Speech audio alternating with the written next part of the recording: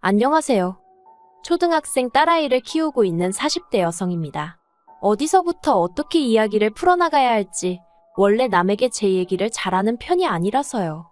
하지만 가슴이 너무 답답해서 이러다간 화병이라도 생길 것 같아 말주변이 없으면서도 한번 제 이야기를 해보려고 합니다. 두서가 없더라도 한번 들어주세요. 남편하고는 사내 커플이었어요. 남편이 저보다 3년 먼저 입사하였고 제가 입사했을 때 저를 많이 도와줬지요. 그리고 그렇게 2년 정도 같이 일하다가 남편이 먼저 한번 진지하게 만나보지 않겠냐고 물어왔는데 당시 남편은 여직원들 사이에서 꽤나 인기가 있는 편이었거든요. 그래서 좀 뭐랄까 의아하면서도 싫진 않대요. 아무튼 제가 일주일 고민해보고 대답해주겠다 했는데 남편이 결혼을 전제로 만나보고 싶은 거니 충분히 생각하고 얘기해달라는 거예요. 사실 사내 커플이라는 게 잘 사귀다 결혼까지 하게 되면 다행이지만 헤어지면 솔직히 여자가 손해잖아요. 그런데 워낙 남편이 저를 대하는 태도가 확신이 있어 보였으니 뭔가 믿음이 갔죠.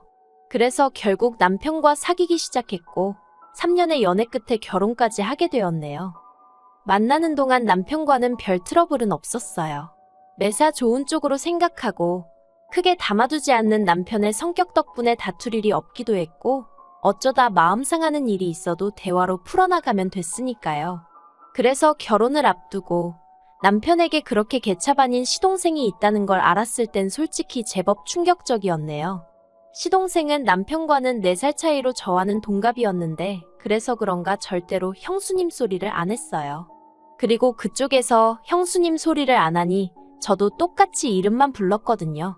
그랬더니 하루는 시부모님이 저를 불러서는 어째서 이름을 부르냐고, 왜 맘먹냐고 하시는 거예요. 황당하더라고요. 그래서 서열로 치면 제가 위인데 이게 어떻게 제가 시동생한테 맘먹는 거냐고, 시동생이 저한테 맘먹는 거라고 하니까 어머님이 굳이 따지자면 그렇지만 시동생이 자존심이 워낙 세다 보니 그러나 보다고 저더러 그러려니야 라는 이해 못할 말씀만 하시더라니까요. 아무튼 이건 수많은 일들 중 하나의 예에 불과하고 제가 시동생이 정말 개차반이라고 생각하게 된 건 동서를 대하는 태도 때문이었습니다. 저런 인간도 처복은 있는가 보다 싶을 정도로 시동생에 비하면 동서는 참으로 좋은 사람이었어요. 사람이 어찌나 온순하고 정이 많은지 제가 윗사람인데도 배울 점이 많다 싶었죠. 하지만 어째서인지 시동생은 그런 동서를 걸핏하면 쥐잡듯 잡았는데 그 이유가 참으로 모질더라고요. 동서는 어려서 부모님을 모두 잃고 할머니 손에서 자랐다는데 그나마도 시집오고 얼마 지나지 않아 키워주신 할머니가 돌아가셔서 엄밀히 따지고 보면 친정이 없는 거나 마찬가지였어요. 그런데 시동생은 그 점을 빌미삼아 사위사랑은 장모라는데 자기는 장모가 없으니 불쌍한 놈이라고 하지를 않나. 시댁에서 모임이 있을 때 동서가 음식을 해오면 남편이란 작자가 고마워하고 맛있다고 자기 아내를 치켜 세워주지는 못할 망정 엄마 없이 잘한 티를 내느냐며 음식 맛이 이게 뭐냐고 타박을 하질 않나. 같은 여자로서 정말 듣고 있으면 가슴도 아프고 화도 나고. 그런데 저도 참으로 비겁했던 게 시부모님도 가만히 계시다 보니 차마 제가 한마디 할 용기가 안 생기더라고요. 그래서 그냥 식사 마치고 저랑 동서랑 둘이 설거지하고 뒷정리하고 그럴 때 서방님 말에 너무 마음 쓰지 말라고 위로 정도만 해줄 뿐이었네요. 아무튼 그렇게 지내다가 제가 저희 딸 낳고 바로 이듬해에 동서도 딸을 낳았어요. 그리고는 저는 저대로 애 키우면서 일 다니느라 정신없이 바빴고 그렇다 보니 동서가 어떻게 지내는지 솔직히 신경 쓸 새가 없었죠. 어쩌다 한 번씩 명절이니 시부모님 생신이니 그런 날 만나기는 했지만 둘 다 챙겨야 하는 애가 있다 보니까 예전처럼 틈틈이 이런저런 얘기를 나눌 새도 없기도 했고요.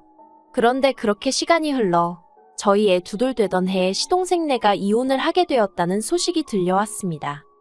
솔직히 별로 놀랍지는 않았어요. 종종 동서는 왜 저러고 사나 싶기도 했고 나라면 진작에 이혼하고 말았을 거다 생각도 했었으니까요. 그리고 그래서 그런가 이혼한다는 얘기가 들리니 그럴 줄 알았다 잘됐다 싶대요. 그런데 시동생네의 이혼보다 저를 더 놀라게 했던 건 동서가 애를 포기하겠다고 했다는 거예요. 시동생더러 맡아서 키우던지 아니면 고아원에 데려다 주던지 마음대로 하라고. 자기는 못 키운다고 그랬다나요? 그래서 글쎄요. 그래도 시동생이 아무리 개차반이긴 했어도 지 핏줄이니 땡기긴 했겠죠? 아무튼 시동생이 애 맡아 키우고 대신 위자료니 뭐니 한 푼도 못 준다 어쩐다 자기들끼리 난리를 치더니 그렇게 갈라섰어요. 그리고 그러는 와중에 남편이 저더러 그러지 말고 평소에 그래도 재수씨랑 친하게 지내지 않았냐면서 한번 얘기 좀 들어보라질 않나. 이혼만큼은 안 하게 설득 좀 해보라질 않나. 자꾸 저더러 뭘 좀 해보라고 그러는 거예요. 그런데 솔직히 제가 그 사이에 껴서 무슨 소리를 하겠어요? 제가 봐도 동서가 안 됐고 시동생이 인간 같지 않았는데 오히려 마음 같아선 동서더러 이제라도 잘 생각했다고 죄다 후를 털어버리고 앞만 보고 가라고 해주고 싶었는걸요?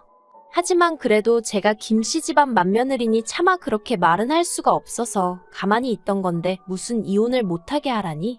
그리고 어찌나 남편이 집요하게 저한테 부탁을 하던지 오죽하면 나중에는 제가 남편더러 당신도 동서 입장에서 한번 생각해보라고 당신 동생 같은 사람하고 평생 살고 싶겠나 하고는 확 쏘아붙였습니다. 그랬더니 한숨만 길게 내쉬고 더는 안 하긴 하대요. 그리고 이후로 시동생이 시조카를 데리고 시부모님 댁에 들어가 살기 시작했어요. 원래 처음에 한 두세 달은 어머님이 시동생네를 오가며 아이를 봐주셨는데 그것도 못할 짓이라며 불러들이신 거죠. 그리고 그때부터 어머님이 시조카를 키워주시며 그렇게 몇 년을 사셨습니다. 누구는 자기 손년이 당연한 거 아니냐 했지만 그래도 저는 그런 어머님이 대단하고 존경스러웠고요. 그런데 그런 어머님께서 교통사고를 당하시면서 상황이 이상하게 돌아가기 시작하대요. 교통사고 자체만 놓고 보자면 아주 큰 사고는 아니었어요. 이렇게 표현해도 될지 모르겠지만 경미한 접촉사고로 시쳇말로 피본 사람은 없었거든요. 하지만 어머님은 늘 허리가 약해서 매사 조심스러우셨는데 그 사고로 인해 허리에 만성통증을 겪게 되셨습니다. 그리고 그때부터 어머님이 시조카 보는 걸 힘들어 하셨어요. 아무래도 애가 초등학교에 들어가면서 챙겨줘야 할 것도 많아졌는데 당신 몸이 안 따라주니 힘드셨던 게죠. 어머님에 비하면 한참 젊은 저도 아침에 정신없이 애 챙겨서 학교 보내고 출근하고 그러면 혼이 쏙 빠지는 것 같았으니까요. 한편 그 무렵 제가 일하는 부서가 개편이 되면서 애엄마 입장으로는 운 좋게 재택으로 근무를 할 수 있게 되었습니다. 사실 코로나 때 시험적으로 재택근무를 실행했었는데 회사에선 그게 비용적인 면에서 여러 가지로 이득이었던 모양이에요. 아무튼 뭐져야 집에서 조금이라도 아이를 챙길 수 있으니 다행이었죠. 그런데 저 말고도 제 재택근무를 반기는 이가 있었으니 그건 바로 어머님이셨습니다. 어머님과 통화를 하던 중 제가 별 생각 없이 2주 뒤부턴 이제 집에서 일을 하게 되었다 얘기라니 듣던 중 반가운 이야기라며 너무 잘 됐다고 정말 좋아하셨거든요.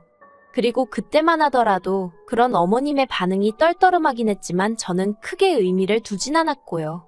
그런데 제 재택근무가 시작되기 하루 전날 어머님이 시조카를 데리고 저희 집에 오셨습니다. 어머님이 연락 없이 시조카를 데리고 저희 집에 오시는 건 흔한 일은 아니었지만 그래도 종종 있었던 일이었기에 그 자체가 크게 당황스럽지는 않았어요. 하지만 어째서인지 그날은 어디 여행 갈 때나 쓸 법한 가방까지 들고 오셨더라고요. 그래서 제가 어머님께 이게 다 뭐냐 물었더니 어머님 하시는 말씀이 당신이 요새 허리도 너무 아프고 이래저래 심신이 말이 아니라며 당분간 시조카를 저더러 맡아달라대요. 황당하고 어이없고 하지만 저희 딸도 보고 있고 시조카도 보고 있는 상황에 싫은 티를 내기가 그렇더라고요. 그래서 애들더러 방에 가서 놀고 있으라 하고는 어머님과 남편을 부엌으로 이끌었습니다. 그리고는 이게 다 무슨 상황이냐 갑자기 연락도 없이 이러시면 곤란하다 하니까 기가 막히게 어머님이 눈물을 보이시는 거예요. 제가 정 싫다 하면 별 수 있냐 데리고 가야지 하시면서 말이죠. 그런데 어머님이 눈물을 보이시니 직전까지 난처한 기색을 보이던 남편마저 어머님 편을 들기 시작했습니다. 저더러 지난 몇 년간 어머님이 얼마나 고생하시는지 너도 직접 보지 않았냐면서 그때마다 너 우리 어머님 참 대단하시다 그랬다고. 그러니까 당분간만이라도 어머님 휴가 드린다 생각하고 한번 도와주면 안 되겠냐 하는데 환장하겠더라고요. 그리고 결국 저는 어머님과 남편을 어쩌지 못하고 일단 알겠다 했습니다. 다만 이게 절대 1년이고 2년이고 데리고 있겠다는 게 아니고 당분간만이라고 했죠. 그런데 정말이지 아이를 상대로 이렇게 말하고 싶지는 않았지만 아주 음흉하고 못됐더라고요. 제가 저희 애한테 늘 강조하는 게 사람은 남을 속이면 안 되고 항상 정직해야 한다는 거였는데 보란듯이 옆에서 거짓말을 해대니 미칠 노릇이었죠. 그런데 막말로 제 속으로 낳은 자식도 아니고 시족하다 보니 혼을 내는 것도 쉽지가 않았습니다. 처음에는 제 자식과 똑같이 대한답시고 이러면 돼안돼 몇 번 했는데 어휴, 그걸 지 아빠한테 그러니까 시동생한테 뭐라고 얘기를 한 건지 하루는 시동생이 술을 잔뜩 처먹고 와서는 지혜한테 상처를 준 애만의 별 헛소리를 해대더라니까요. 그래서 그럴 것 같으면 데려가라니까 또 데려가지는 않고 아무튼 무슨 이건 상전을 모시고 사는 것도 아니고 스트레스가 정말 이만저만이 아니었죠. 심지어 한 번은 제가 뻔히 보고 있는데 저희 딸 책이란 책은 다 끄집어내서 늘어놓더니 제가 얼른 치우라니까 저희 딸이 어질렀다는 거예요. 정말 어이가 없어서 제가 나를 뭘로 보고 저러나 싶은 게 게다가 그뿐만이 아니었어요. 어머님 입장에선 그래도 어떻게 보면 저한테 막무가내로 시조카를 맡기신 거잖아요. 그리고 그래서 미안함을 느끼셨던 건지 아니면 맡겨놓으시고도 못 믿어오셨던 건지 아무튼 어째서인지 일주일이나 2주일에 한 번 저희 집에 오셨는데 그럴 때마다 시조카가 어이없는 연기를 해대는 게 아니겠어요? 예를 들어 어머님 오시기 직전까지 이것저것 집안에 있는 온갖 과자며 과일이며 주전부리는 다 먹어치워 놓고 막상 어머님이 오시면 자기는 그냥 밥 안 먹어도 된다면서 제 눈치를 보는 척 하지를 않나. 그러면 어머님은 이제 제가 애한테 먹는 걸로 평소에 눈치를 주는 거냐 하시며 가뜩이나 엄마도 없는 애한테 그러지 말라 하시고 그럼 저는 저대로 억울하니까 그런 게 아니라고 말씀을 드리면 어머님은 또다시 어린애를 상대로 너무 그러지 말라고 하시니 정말이지 이건 당해보지 않은 사람은 모를 거예요. 정말 진짜 제 속을 까뒤집어 보여드릴 수만 있다면 그러고 싶은 심정이었으니까요. 그리고 결국 3개월쯤 되었을 때 저는 없던 신경성 위궤양으로 피까지 토하게 되었고 더는 이렇게는 못 살겠다 싶더라고요. 그래서 시부모님과 시동생더러 당장에 애 데려가라 했습니다. 그리고는 병원 진단서까지 꺼내 보이니 기껏 한다는 말이 너는 왜 이렇게 애가 예민하니 어쩌니 애 하나 휘어잡질 못하니 어휴 그래도 뭐 결국엔 데려갔어요. 그래서 이제 다 끝났다. 난 자유다. 속으로 쾌재를 외쳤죠. 그런데 몇 달이 흘러 올해 초였습니다. 사실 저를 제외한 제 모든 친정 식구들은 미국에 있어요. 저도 학창시절을 미국에서 보냈기 때문에 시민권이 있고요. 그런데 저희 남편이 이게 참 제 얼굴에 침 뱉기 같습니다만 남편이 막말로 뭣도 아니면서 자기가 뭐 한다고 다른 직원들을 대신해 회사를 상대로 총대를 메고 나섰다가 그만 일자리를 잃었어요. 아무튼 그러면서 졸지에 제가 외벌이가 되었는데 솔직히 눈앞이 깜깜하대요. 남편이나 저나 일하는 업계가 워낙 인맥을 중요시하고 입소문이 빠른 곳이다 보니 이직이 쉽지 않을 건 보나마나 뻔한 일이었으니까요. 그런데 이 얘기를 친정부모님께 하니 그러면 이참에 미국으로 너희도 들어와 하시는 겁니다. 와서 친정가족들이 하는 사업같이 하면서 여기에서 정착하면 되지 않냐고요. 그리고 솔직히 저로서는 그 제안이 싫지 않았어요. 아니, 오히려 어두운 터널에서 한 줄기 희망을 보는 기분이었달까요? 게다가 이야기를 전해들은 남편도 가타부타 따지는 것 없이 좋다 했으니 아, 역시 죽으라는 법은 없구나 싶었죠. 그런데 이 이야기를 전해들으신 어머님께서 또 다시 무리한 부탁을 해오셨습니다. 시조카도 데려가라고요.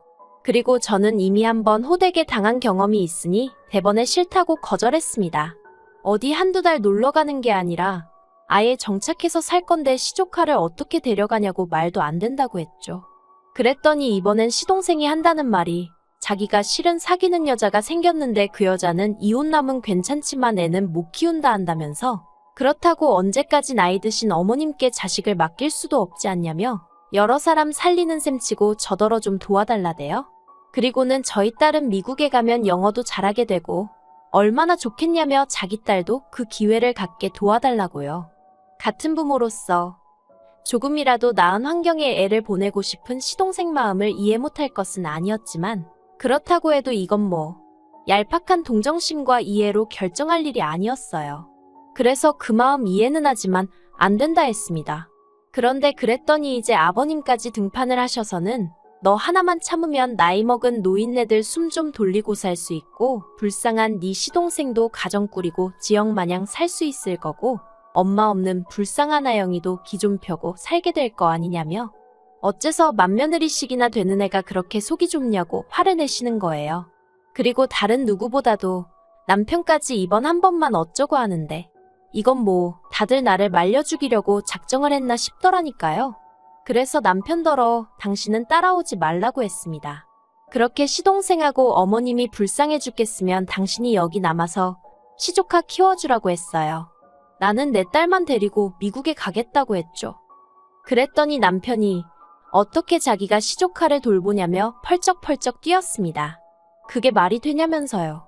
아니 큰엄마가 시조카를 보는 건 말이 되고 큰아빠는 왜 안 되냐고 했습니다. 막말로 당신하곤 피라도 좀 섞였지만 나는 생판남인데 왜 나는 되고 당신은 안 되냐고 그랬죠. 그러자 남편이 하는 말이 당신은 여자고 나는 남자잖아 하는데 웃기대요. 애 키우는데 여자 남자가 어디냔 말이죠. 그래서 됐다고 말 같지 않은 소리는 할 것도 없다고 그냥 여기 남아서 시족 하나 키우라 했네요. 그리고 제가 본격적으로 딸 데리고 미국 갈 준비를 시작했어요. 학교 등록해야 하니까 서류도 떼고 뭐 이것저것 생각보다 챙겨야 할 게 많았거든요. 그런데 남편에 관해서는 정말 두고 갈 마음이었으니까 아무것도 뭐 제가 찾아보질 않았더니 한 일주일 지나니까 남편이 정말 자기를 두고 갈 거냐면서 슬슬 제 눈치를 살피더니 열흘쯤 됐을 때는 자기가 생각이 짧았다면서 그냥 우리 가족만 가면 된다고 저한테 들러붙기 시작하는 거예요. 그렇지만 이렇게 어설프게 넘어갔다가는 막말로 미국 도착하고 얼마 안 돼서 또 시조카 데려오네 어쩌네 하고 헛소리라도 하면 어쩌나 싶더라고요. 그래서 그냥 남편이 애걸복걸을 하는데도 모른 척하고 딸하고 제 티켓만 끊어서 미국에 왔네요. 그랬더니 이제 남편이 어떻게 이럴 수가 있냐는데 솔직히 이 일로 이혼까지 생각하는 건 아니에요. 다만 제가 마음만 먹으면 남편도 버릴 수 있는 모진엑스라는 걸 이참에 알려주려는 거죠. 남편이 풍기는 뉘앙스가 시부모님이랑 시동생이랑 저를 어지간히 욕하고 그런다는데 잘됐다 싶어요. 이참에 아주 그냥 희대의 나쁜 엑스로 눈밖에 나면 그때 못 이기는 척 남편도 여기로 불러들일 생각입니다. 그러면 뭐 그쪽에서도 시쳇말로 저한테 시조카 좀 어떻게 비벼보려는 생각은 안 하겠죠. 어휴, 저는 그저 우리 세 식구 어디서든 잘 자리 잡아 살고 싶은 마음뿐이었는데 진짜 뭐 하나 쉬운 일이 없네요.